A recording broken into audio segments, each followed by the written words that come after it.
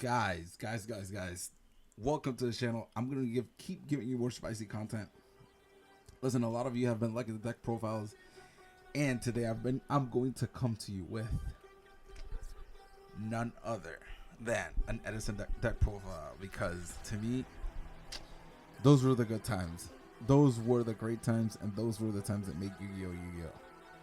Yes, Yu-Gi-Oh! Nowadays is still fun. I like it, but I'm just gonna say, back in the days, this was basically what peak Yu-Gi-Oh! Looked like, and it was what made me like Yu-Gi-Oh! To the point where I've decided to play it over give or take 15 years. So yeah, man, I'm giving you this might be the exact deck I was playing back then.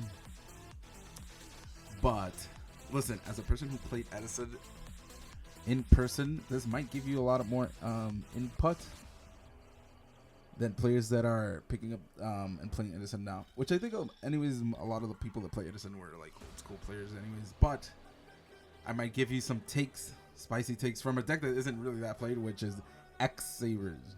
So I'm just gonna go right through it because I'm probably gonna yap a lot with a lot of the explanations. But I hope you enjoy this deck profile. Remember to subscribe, like the video, bro. And yeah, man, with no further ado, let's just start. I just want to say something. X-Sabers is one of the deck I love the most because at the time it did a niche. It was a niche archetype in the sense that it did something no other deck could do with it at the time, and it was like massive hand rip.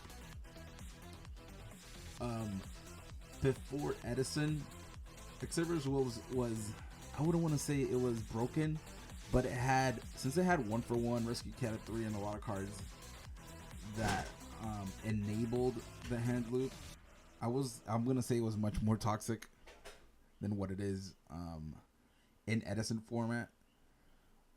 But for what it was in Edison format, while the list was going on, it was a really good deck for my liking. It didn't do what other decks were doing at the time, and yeah, it was just super fun because you could special summon a lot. Something a lot of the decks in this format can really do consistently. So yeah, let's get started, bro. Once again, what can I say about this guy? A lot of people have been cutting these two cards from the deck, but I just feel if these are the cards, let me put this cut too. These are the cards that inherently that past format before Edison made the format trouble. When Summer Monk was a 2, this was a 3. Like, they were really broken cards, and they still were at the time. And a lot of people have adopted the playstyle that they just want to cut even this out from some lists because they want to play a playstyle where it's like consistency, and I feel like most players don't understand that Edison is what you call a tempo format where you make good swings, and of course card advantage matters a lot, but there's some situations, the majority of the situations, because it is a tempo format, where if you, like, for example, Airbellum poke, and because you read the card wasn't a bottomless or whatever, that play alone will win you game. And sometimes, like, dropping Summoner Monk, going into Rescue Cat, Arcanite Magician, is, if you can resolve these cards, you're just gonna win the game. More than just going through that playstyle that you go triple Giant Rat, triple Emmer's Blade, and you just like try to resolve Fall Troll as much as possible. Like, this is one of the few decks, not few decks, but explosiveness is the playstyle. Like, you can't, I'm just gonna say you can't half-ass it. The more explosive you play, like, the better this deck is. So one of the 3 boys, and let's just start with yeah, okay, let me talk about this first. I opted to play one Raikou as another one of, just because of Rescue Cat. More oftentimes than not, you don't want to actually double Airbellum, because you can just like poke with one Airbellum and end up on a level 5 synchro. Plus mind control going hand hamster into Raikou is like really fucking good. So I would say 100% of the times you need to play this. And I guess some lists have it. Mind control is too strong. You gotta play this, man. Plus, it's another utility card to like, and it's too flexible. Like the destruction effect is setting it. You guys know Raikou is really good. And when were you Guran as another one of the rest is 3 of. Yeah, I was playing 1-for-1 and 2 of these for a while, but I feel like it's one of the other cards that end up bricking you. Yes, it goes against the thematic that you just need to go full ham, but it wasn't happening as much, like as consistent as possible. Yeah, like it. The only way it's nice if you draw 1-for-1 with Fall Troll, and even if you don't full combo with Fall Troll, it still feels pretty nice because you end up just picking up a card of this and just pays for itself. But it's just notable something this isn't good enough. Like the stats are just fucking horrible. Like you just need one to like do the combo plays with it. So yeah, like 3 Emmer's Blade. Now this card is what make the deck functions as a whole because it just feels the graveyard and it gets you anything you want for that. It gets you this. And I want to be completely honest with you. I've seen a lot of people play X-Sabers and they just don't see the lineup plays, which is fine. You're not playing 2024 Yu-Gi-Oh! Sometimes looking at lines is a little bit too much. Not too much, but it's not something needing in this format. But for this deck in particular, it is because when you have like Fall Troll, Emmer's Blade, and Full Helm Knight, let's say for example this is your board, you can often like go into a synchro and crash into Emmer's Blade, get this, and then get this and get Full Troll back from your graveyard. And a lot of people just don't see that line of play, and they don't give this deck enough credit, which a lot of people just play this deck more than just for hand looping your opponent for rolls. I just feel like a lot of players, if they knew how the deck actually works, it would have a lot of more popularity. But yeah, 3 Emmer's Blade and 3 Full Helm Knight. These cards are just amazing by themselves. They help you synchro. They stall your opponent. Like you just need 3 of them, and the other 3 of them is Arbellum. Another great card. Yeah, like ripping a card from your opponent is actually great, and the stat line is insane. Like 1600 for some odd reason is insane in this format for a level 3 because it just beats over a lot of things with Book of Moon. So yeah, like 1600 is super good, super good. And like I said, like sometimes your opponent is like, say for example playing Raikou, he just sets a Raikou, you mind control them, flip over the Raikou, pop their back row, normal summon this, poke, and you at that point you're like so far ahead that you just won. So yeah, 3 Arbellum, 3 Full Troll. Yeah, 3. Don't play 2. That's really bad. Don't play 2. Play 3. Even though it's a brick. Guys, there's no bricks in Edison. There's like you can draw back cards at bad times, but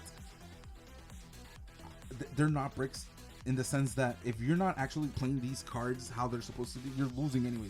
So just play 3 because you're gonna be resolving a lot of these cards and normal summoning 2 of them.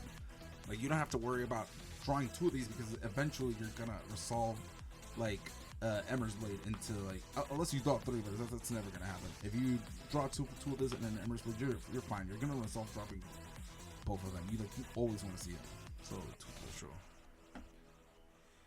I'm gonna start by the best card of this deck. It's Pokemon. Guys, there's a reason why Pokemon is limited. I don't know if it's after Edison that they started limiting Pokemon. This card is insane, and a lot of people don't play it because they just don't play decks that have this card. Like Black Ones doesn't need this card. Frogs doesn't need this card, and you would ask yourself, why was this card limited? If none of these decks play this card is insane in that format. Like it doesn't suffer your synchro. Full Helm Knight just runs over it. But if you guys look at Edison format as a whole, none of the monsters have defense, bro. This is basically what you call it, the dimensional prison, but it stops your opponent from going to synchro plays.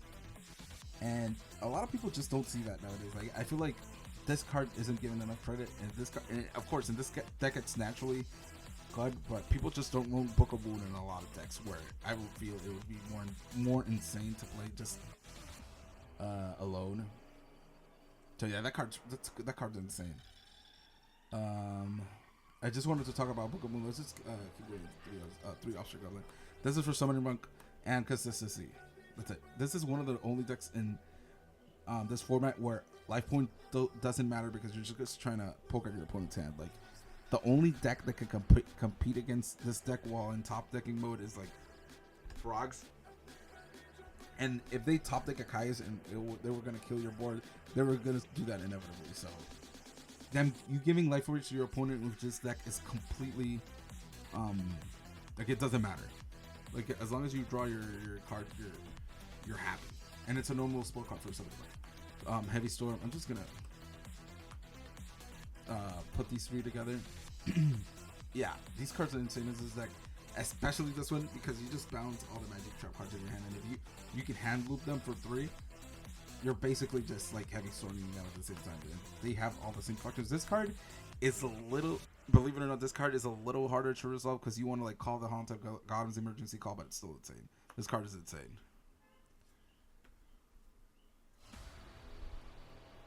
And mind control, brick control cards insane. You play 6 tuners. Why one of these cards be broken? And my body is a shield and MST. Okay, so you're gonna see that what this deck wants to do the most is prevent your opponent from resolving a lot of the good back row, because you're just gonna spend too much with Ultra. You're just gonna kill most of the monsters with your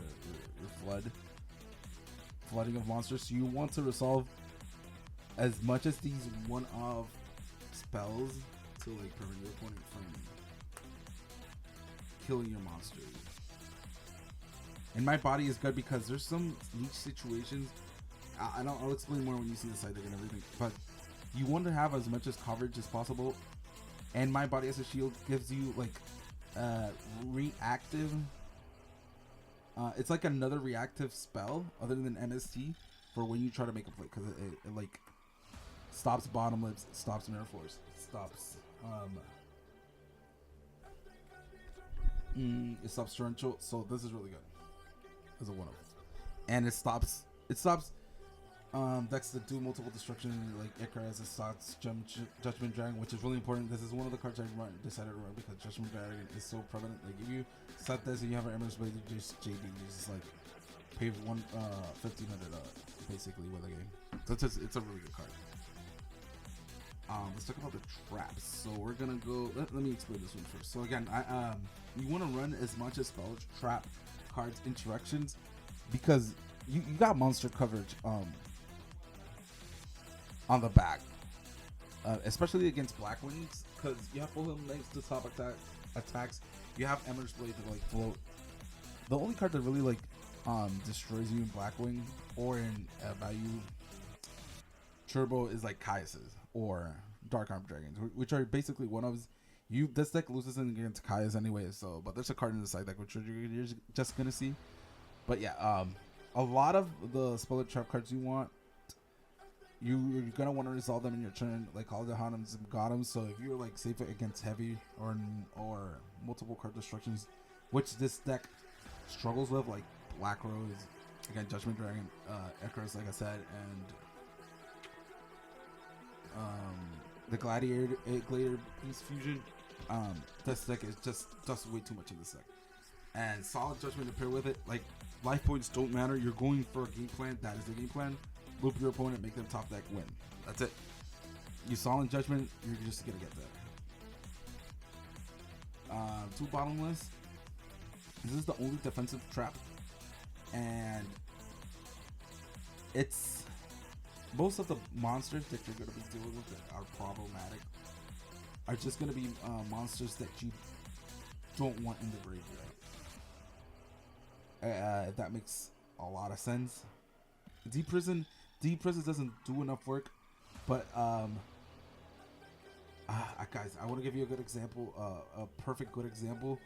But let's say, for example, you number summon Herbellum, you just want to bottomless the monster and then just keep poking at it. Like, there's situations where bottomless is just like the perfect trap other than Deep Prison or Compulsory. This is just like getting rid of the monster on the spot is just better than any other trap.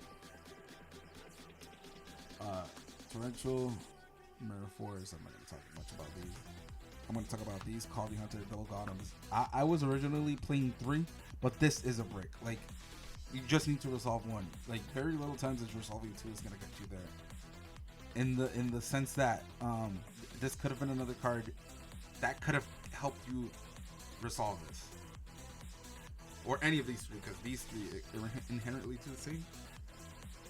In fact, sometimes this is better because you don't have you don't have the X-Saber in your graveyard in the field. Sorry, face up to activate this, or you don't have 2 of them in the graveyard. So just 3 is perfect. And trap does you because just bro, you're trying to handle your opponent. Like, hello.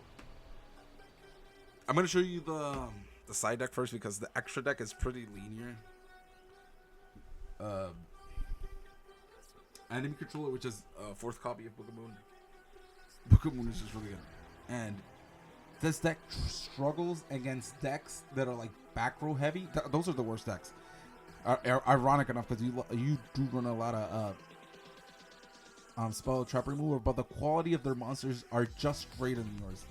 Like in like against Gladiator Beast, these monsters just have way too much attack, and if they start resolving like their own Book of Moons or their own Wabakus to stop their monsters to getting destroyed.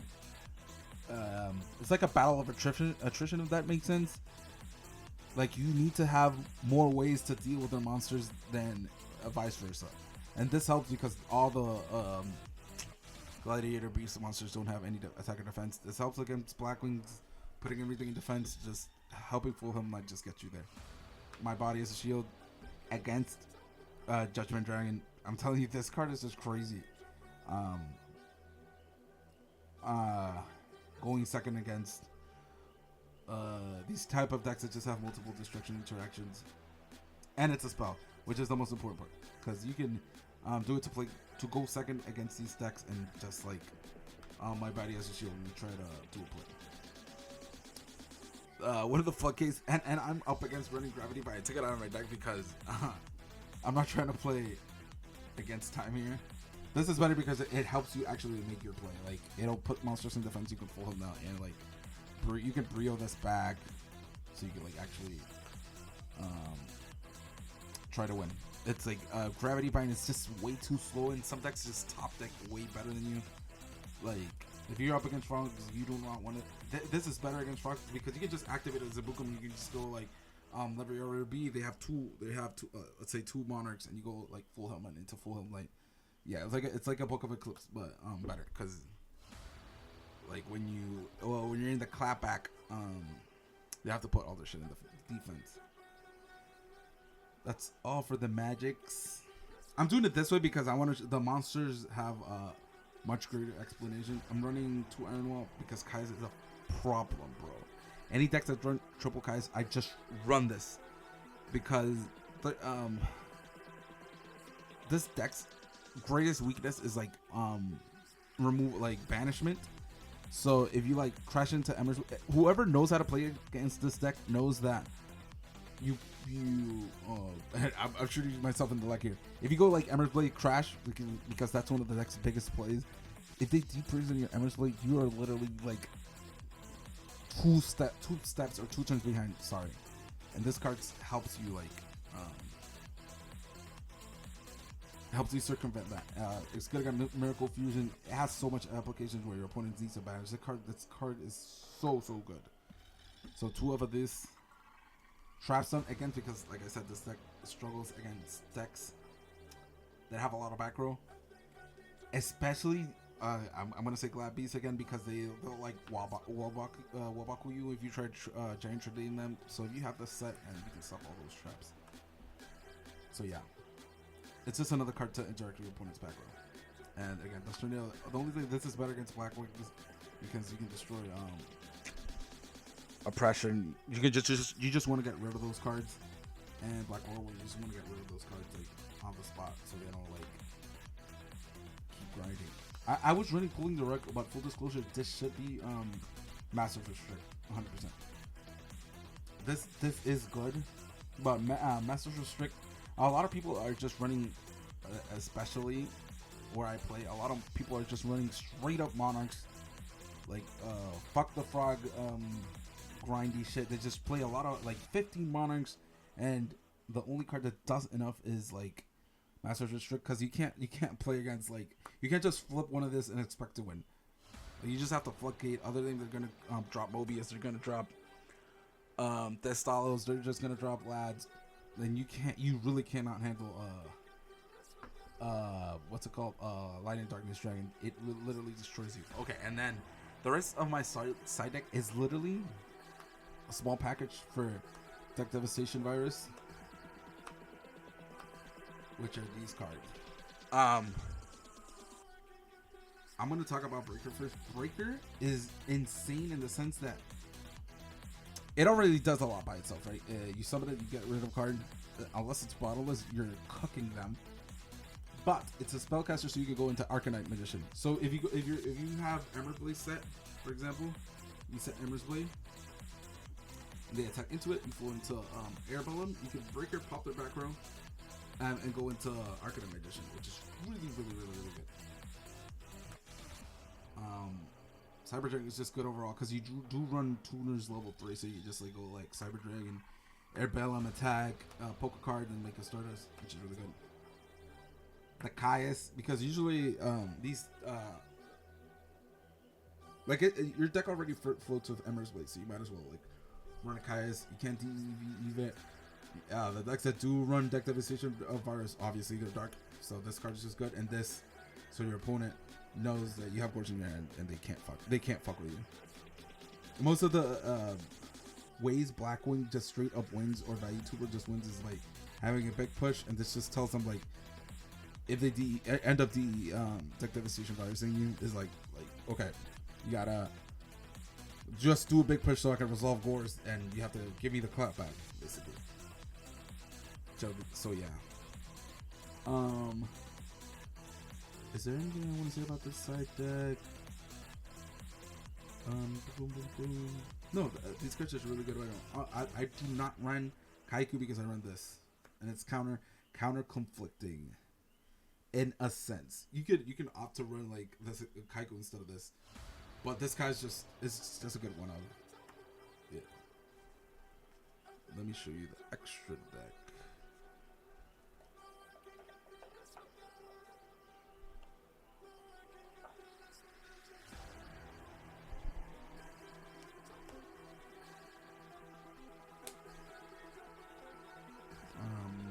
Let's see what we got here. I'm just gonna talk about, where is this? This first, because you can run Cyber Dragon. Yeah, you naturally run Cyber Dragon in your so yeah. Armorion, which is completely necessary here, and I do run two, and you can spot for the second. But you do need one, obviously. This is one of the cards that this deck can run in twos, just because of the fact it helps you synchro climb when you're in a situation where you're just like full troll. You're grinding out with a full troll, so you want to make a Stardust. You need to like use one of these to go into Stardust. So, and you want to have the other one when you actually want to summon it for an application. And Catastrophe. Sadly enough, I don't have enough extra space to put Magical Ambient, but it's a good card in time. You could take off something from here, but I think the other cards are way more important, and you're gonna see why. I put Koyo because it's important. Urquiza because you go into level 6s. Like, this deck just goes into level 6s like no other. So one Hewlett, you don't need one more than one, because Bionic is a card in this format and it's broken. Otherwise you would need two. But yeah, you have a lot of 6s, and all of them have like different applications, so you can like they have different applications, but these work similarly in the sense that you can like use this for back row or use this for back row, so you don't even want to Hewlett. For level 7s, one Arcanite, obviously that card's broken. Black Rose, which is good in certain situations. This card, when you need to resolve it, it just wins. Like, sometimes Arcanite isn't enough. You're like, for example, you have Trap Stun set or Solemn. You're playing against Hero Beat, Glads. You guys have 5 set. Play with 2 monsters, you just block with it. This is them. You just reset the board. It's really good. And this guy. This guy's good because you can bring control, mind control, and make an X-Saber. Which is good. And the level 8s, the only 2 level 8s that I run is Colossal Fighter and Stardust. This because it can beat over Stardust because you do run Warrior. Because you have 2 Warriors, you can beat over Stardust and attack again. Most situations, and they have Warriors too. It just beats over Stardust without dying, because if you run Arcanite, you have to crash, which is super bad. So yeah, and Stardust, because of the Starlight Road, 2 of these, you need 2 of these. These is another card you need 2 of, because one of them you end up sagging, and the other one is for winning. And this card, which actually is insane to end games, sometimes I look at my extra deck and go Mistwhirl is a thing, and you just bounce synchros, 1 synchro and 2 back rows, and it just gets you there. It's one of the cards where you're well, I could have a Thought Ruler, well, I could have a Dark and Dragon, but how easy it is to make level 9s, you just make this. Yeah, I mentioned Dark and Dragon. Those are not, they're okay. Dark and Dragon is good, but this deck is really hard to make level 8s. These are the most important ones. Obviously, the Stardust is Stardust. But like I said, Colossal Fighter helps you kill monsters without actually dying in the clapback. Because Dark and Dragon will actually just kill something. Yeah, of course, it'll remove something. It'll remove a monster you can't kill. But this just kills it, and it'll stay there. And your opponent's removal will get rid of it. Because Dark and Dragon just, you can kill. It's a 21 attack monster. You can just kill it with anything, basically.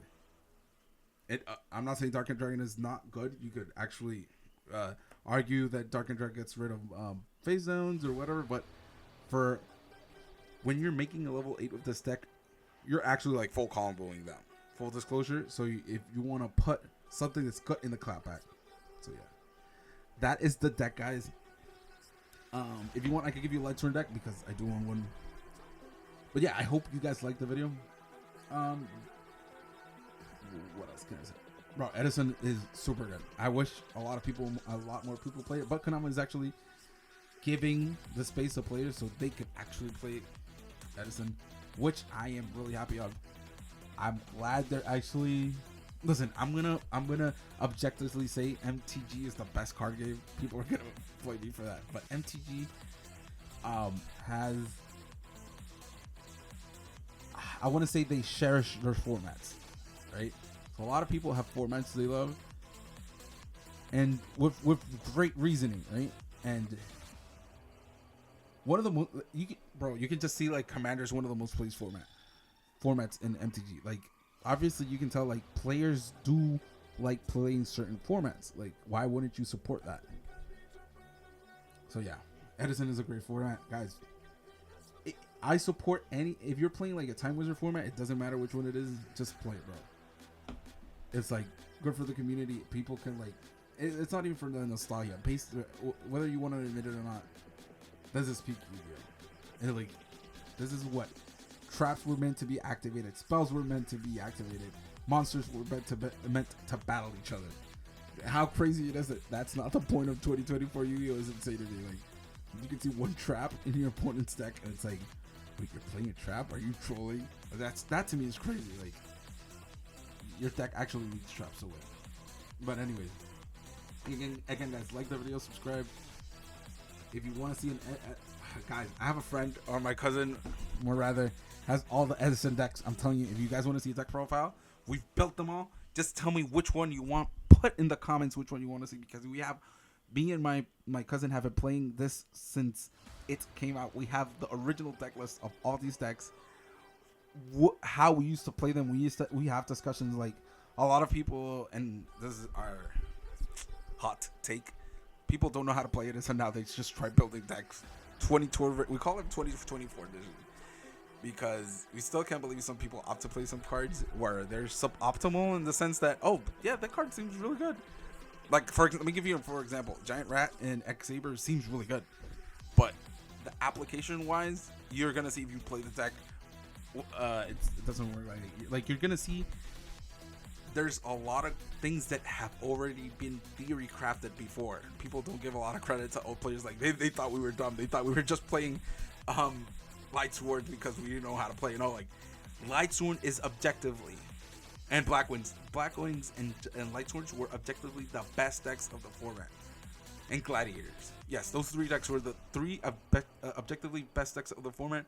And Frogs has very good representation. And I'm not saying Frogs is a bad deck, but before, those were the top three. I'm not saying Frogs wouldn't be in the top cut, but people give a lot of credit that Frogs and Black Wings are, or Black Wings and not Black Wings, sorry, Value Turbo and Frogs are the best deck when that is not indeed the case.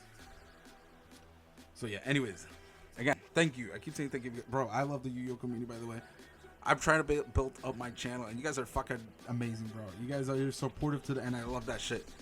So, anyways, guys, hit me up if you want to see any fucking Edison decks. I got you, bros. And yeah, keep it spicy, man. Have a good start of the weekend, guys, and peace.